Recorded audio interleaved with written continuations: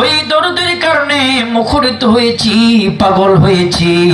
আজকে আমি আপনার কারণে ওই জালের মধ্যে নিজে আপনি ধরা দিয়েছি।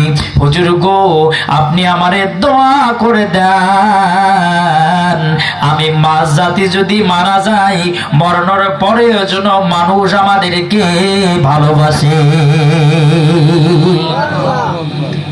মাছ মারা যাওয়ার পচে যায়, তারপরে খাই না, খাই কি না? ওটার নাম কি? শুকটি। ওটার নাম কি? এই যে মাছ ধরে শরীর পড়ার কারণে হালাল হয়ে গেল। ভাইরা আমার, মৌমাছি, এই মৌমাছির নাম হলো নাহল।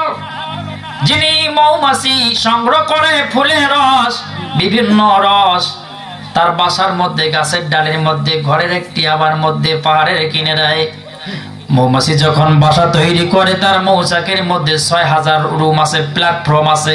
সুবহানাল্লাহ বলেন।